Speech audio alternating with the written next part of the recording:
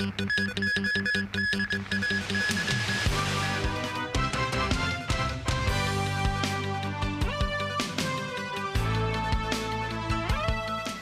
China has reportedly suspended issuing short-term visas to Japanese. Reports say many Japanese tour agencies were informed about the new move, with some saying almost all kinds of visas have been suspended. This comes after Japan imposed tighter restrictions on travelers from Macau and China, including testing requirements. In other news, the city's minimum wage will rise from the previous $37.50 to $40, with the new rate taking effect starting on May the 1st.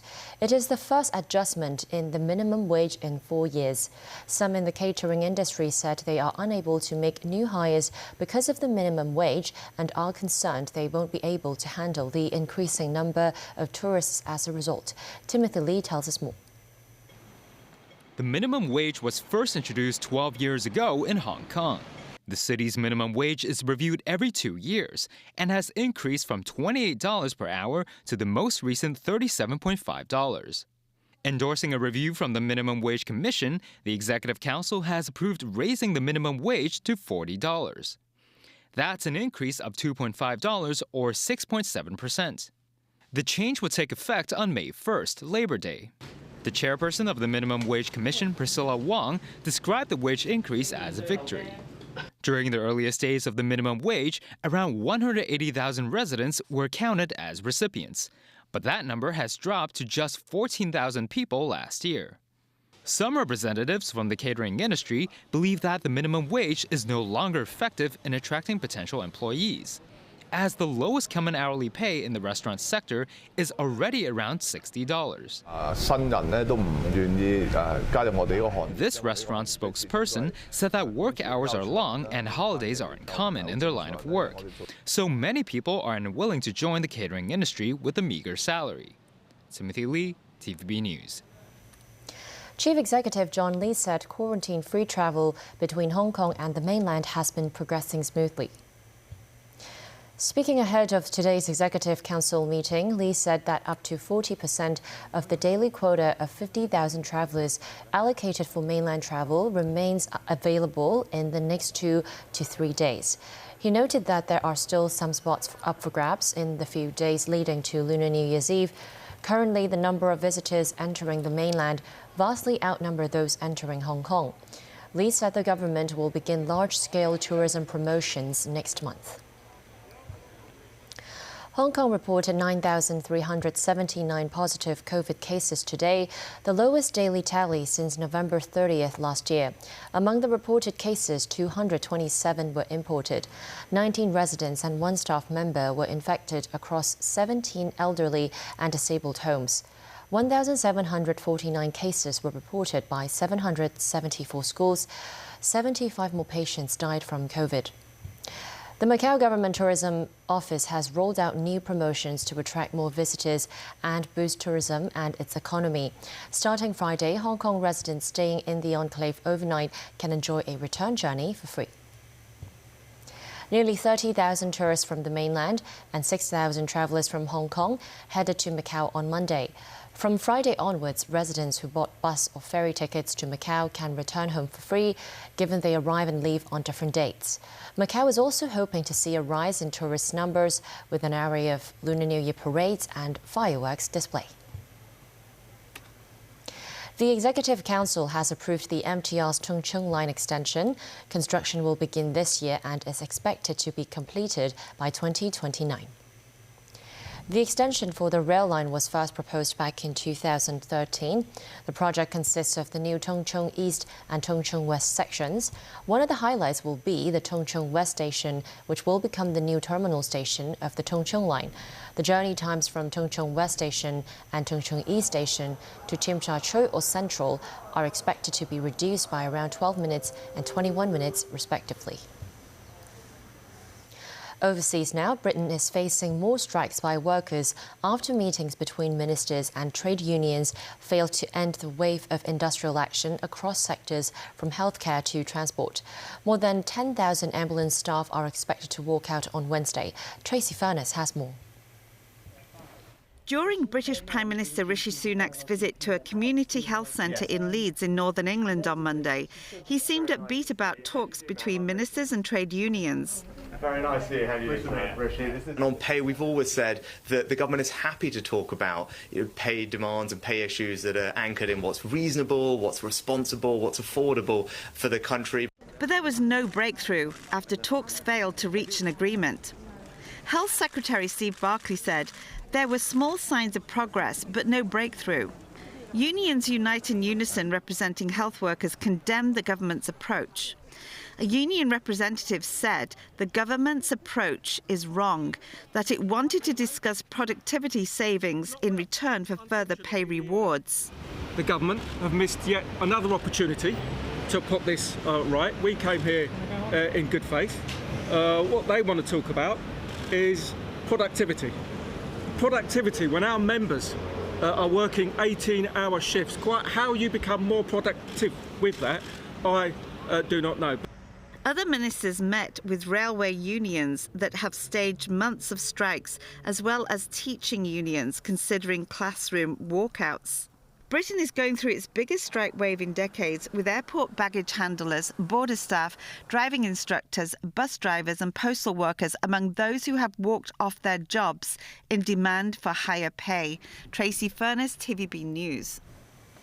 Japanese Prime Minister Fumio Kishida was in Paris on Monday at the start of a week-long trip to Europe and North America in the hope of improving ties. Kishida met French President Emmanuel Macron and became the first foreign leader to visit the Notre Dame Cathedral, which is being rebuilt after a major fire in 2019. Japan is hosting the Group of Seven summit this May, with France keen to develop its presence in the Indo-Pacific and deepen economic ties with Tokyo. The talks between the two leaders will also include the alliance between automakers Renault and Nissan and military support for Ukraine in its war against Russia. Kishida is also scheduled to visit Italy, Britain, Canada and the US.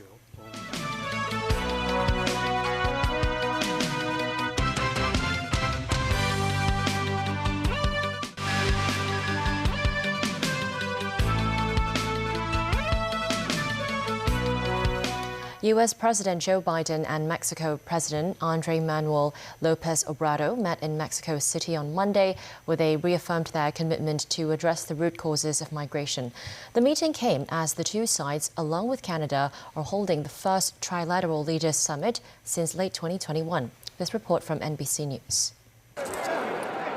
Facing mounting pressure over his handling of the growing migrant crisis, today President Biden met with Mexico's President Andrés Manuel Lopez Obrador.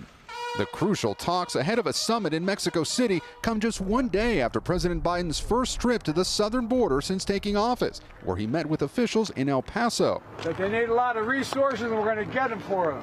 And while he did not meet directly with migrants, he was met with criticism from all sides. Texas Republican Governor Greg Abbott handed the president a letter blasting Mr. Biden's lax border policies for encouraging the migrant influx and arguing the visit came 2 years too late. And that is the only reason why we have these people coming across the border like we do is because both the Homeland Security Secretary and the President are not enforcing current laws. There were a record 2.6 million illegal border crossings last year. After President Biden left El Paso, the Border Patrol Union tweeting, "The photo op is over. Let the insanity resume." Has the federal government done enough to prevent this? To prevent, no. Absolutely not. They're trying to cover bullet wounds with Band-Aids. Migrant advocates say the president's new immigration policy is still inhumane. That policy would expel to Mexico up to 30,000 migrants a month who unlawfully entered the U.S. from Nicaragua, Haiti, Cuba, and Venezuela. That's where Soria Edvi Rivero and her family are from. They shared with us images from their harrowing journey through the Panamanian jungle, clinging to the top of a train in Mexico to arrive here at an El Paso shelter. What's your message for President Biden? We want an opportunity to stay, she says. We are not delinquents. We are good people.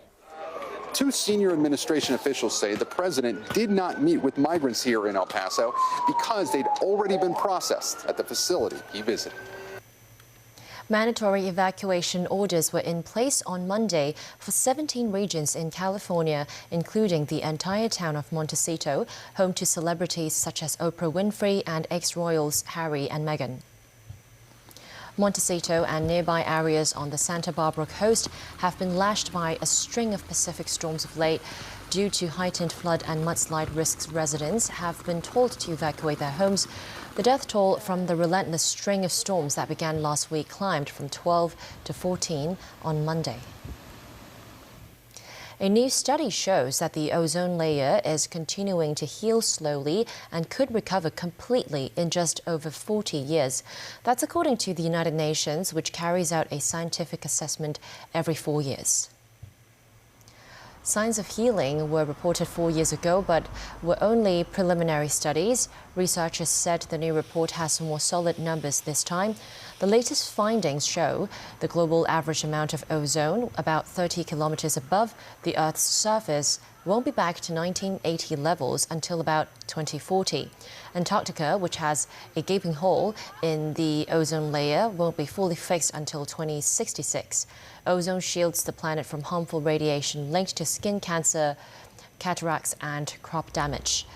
In 1987, every nation in the world agreed to stop producing chemicals that munch at the layer. The effort has been hailed as one of the biggest ecological victories for humanity.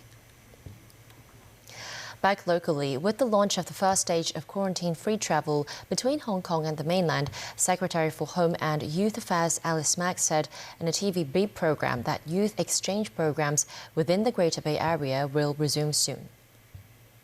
Before the pandemic, in fact, we have been organizing all these exchange programs and visit tours and all these internship programs in GBA. When we resume the normal communication with our counterparts in the mainland, all these exchange and visits can be resumed. And I hope when young people, they have the chance to step on the cities in the mainland, and they can feel the working atmosphere there, and they can understand more about the culture and the working environment in the GBA. Our objective is to build up a platform for them to explore, to understand, to know more. Mak added that in a bid to help the city's youngsters, the government's youth hostel program will provide both housing to the youth population as well as equip them with essential life and social skills. Today is the first day of the Hong Kong International Wine and Spirits Fair. While the fair does not open to the public, it is the first wine event of the city that brought back tasting sessions after a pause during the COVID pandemic. Mimosa Ngai has details. After a 2-year suspension due to COVID, the city's International Wine and Spirits Fair is back in its physical form. There are wide-ranging alcoholic products at the fair, including sake, whiskey, wine, and Mau Tai.